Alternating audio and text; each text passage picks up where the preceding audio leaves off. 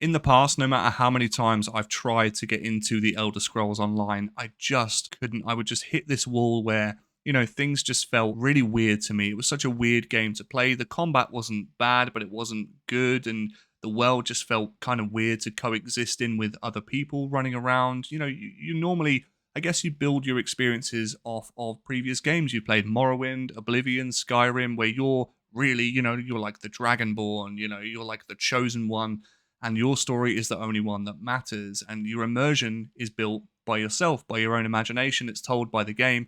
So to have certain people running around in an online version of that and ripping that immersion away was something I really, really struggled with. And it's a game that I have always wanted to enjoy. I feel like, as far as MMOs go, and I feel like Josh Strife Hayes covers this quite well, on paper, it's the perfect MMO. It's the perfect world to exist in outside of Tolkien's Middle Earth.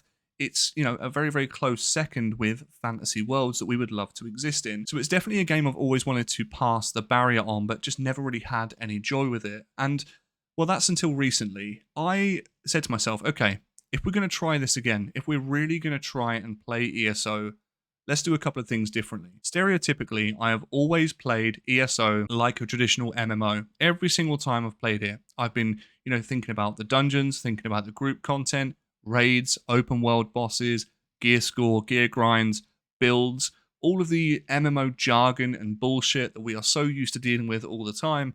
And I ultimately failed to realize that what is here at a core concept is a fantastic RPG. It's still here. It's still Elder Scrolls. Yes, the toppings might be slightly different, but its absolute foundation, it's still the games that we have come to know and love. And I'm going to be honest with you, with that mindset change alone, that has changed the way that I see this game and the way that I enjoy this game, period. The second that I took a step back and started just following my nose, just exploring as I would in the previous games, has helped me so much. You can see here we're in Western Skyrim, because why wouldn't you want to come to Skyrim? There are just so many great sceneries, great vistas, great areas you can go to. And if I'm being honest, it kind of, invokes a little bit of nostalgia too. But there are so many other areas on the map that is massive that you can just follow your nose with, and some of the most fun that I've been having, really, outside of the main story, has just been exploring the many landmarks the game has to offer, the many monoliths that you can see,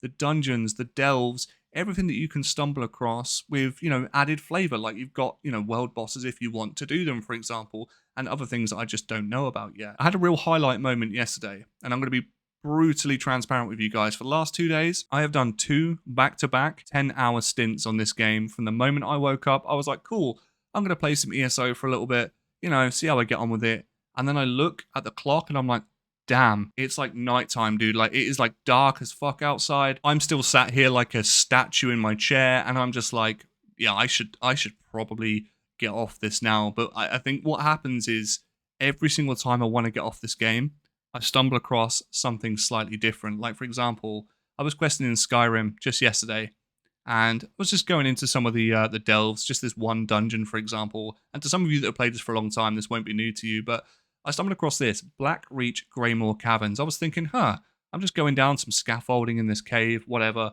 I'll just kind of explore. I was reading the quest text, enjoying the companion voice acting, which, by the way, is amazing. And then this happened. There is a whole subset of a civilization underneath Skyrim, or I can only assume underneath Skyrim. When I entered this for the first time, you start off on a cliff face, and you're looking down, and you can see all of these different crystals, people off in the background, structures that are man-made. Some look more, ancient, and it's just wild. It just blows your mind to think that there's this whole civilization underneath the game. And I think in that moment, I really started to appreciate just how massive this game is, and just how much more I'm enjoying it by just following my own intuition, not worrying so much about the other components of an MMO. Now, secondly, to add to that, another change that I wanted to make this time is playing on an Xbox controller. Now, as someone who has played a lot of MMOs, this channel stereotypically covers MMOs from the more obscure stuff to the more modern stuff. I've always been mouse and keyboard. In most MMOs, there are just too many keybinds to press to, condense them down into controller format. But I will say this, ESO in my opinion, it might not be the most viable for PvP or high-end PvE content. I feel like this game is enjoyed way more, at least for me, by using an Xbox controller, allowing myself to just sit back, put my feet up, and explore the game like I would its predecessors, Morrowind, Oblivion, Skyrim. Doing this for me has really allowed me to just sit back, enjoy the ambience, read the quest text. I'm in no rush, I'm in no hurry. You know, I know the main story quest is there looming, waiting for me to do it, but I'm just really absorbed in the world this way. I'm not lurched over my keyboard. I'm not worried about pressing multiple different keybinds. And the way that ESO condenses its abilities, which I feel like are the perfect amount, there's not, there's not enough, but there also isn't too many. And I just feel like it fits the controller platform so well. The way that it allows you to just fluidly traverse through combat or into your interface or other things that you want to do, I feel really, really works. In the whole time that I've been playing on controller over the last couple of days, I have never really felt at a hindrance for using a controller, which is a huge, huge accolade. And I feel like those two components that I've spoken about, treating the game like a solo RPG and playing on controller, allows you to really tap into the immersion that is just waiting for you in ESO. You know, graphically, I will say this. Yes, it's not the most graphically intensive game, but my God, does it hold up. I mean, there are certainly some areas you can see now, in the on the water here in Skyrim. You can see the light rippling off it. You can see the vistas of the snow-filled mountains in the background. There are so many reflections, so many moments where the light is hitting some of your pauldrons, your armor. It's reflecting off of your companion. You can see the fur textures. It really is graphically a really, really nice game. Couple this with of course, the percussion of the audio, the ambient sounds. I mean, the sounds of Elder Scrolls need no introduction, of course. The music is iconic, from the battle music to the ambient music, but it all just works so well. And I guess what I'm trying to say is, when you allow yourself to sit back and look at this game differently, other than just an MMO, it clicks so much more. I never really thought I would be that fussed about the story of an MMO outside of like Final Fantasy XIV, because that's just a large bulk of its content, as I've said on this channel before. But I really and truly look forward to every quest, every moment-to-moment conversation between you and your companions, or your companions as a whole. And there is some real tongue-in-cheek comedy here, between some of the NPC dialogues and the quest lines. For example, Abnur Tharn, not everyone's cup of tea. I don't know how his story is going to flesh out, at the moment. But he makes a comment when you are supposed to be building a flesh Atronach, and he goes, "Oh, even a child of 5 could do this, but we don't have a child of 5." And I was just like, bro, like, that is such a throwaway, like, British humor kind of thing, and it made me laugh a lot, actually. It's a simple process. A child of 5 could do it.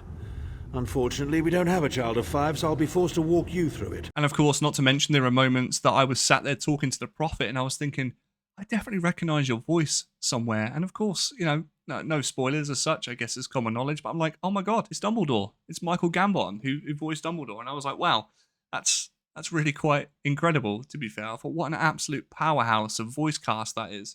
Leader of the Imperial Dragon Guard, the Imperial Emperor, Varen Aquilarius. But either way, we're getting a little bit sidetracked here. The first impressions video will come a little bit later. I guess I just wanted to make this video for the people that have played ESO in the past, that have perhaps, struggled with the immersion, struggled with just existing in the world, knowing that it's an MMO, struggled with how to play this game, how to get the most out of it. And I firmly believe, hand on heart, that the best way to experience this game is by not treating it like an MMO at all. And it really, for me, at the very least, it really plays its best when treated like a solo RPG. Try sitting back, play on the controller, and just enjoy it a little bit more. Really take it in for an immersive experience, because, my God, I mean, I've not even seen 10% of the world, of the story.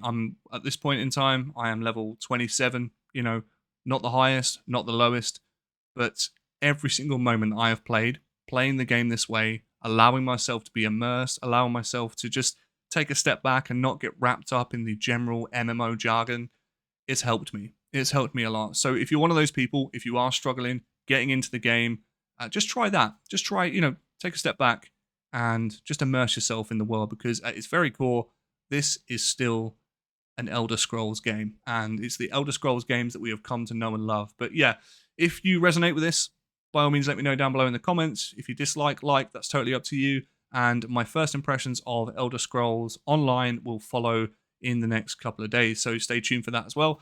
Of course, if you're watching this video a little bit later in time, I will leave a link to that next video down below. But for now, I'll see you later.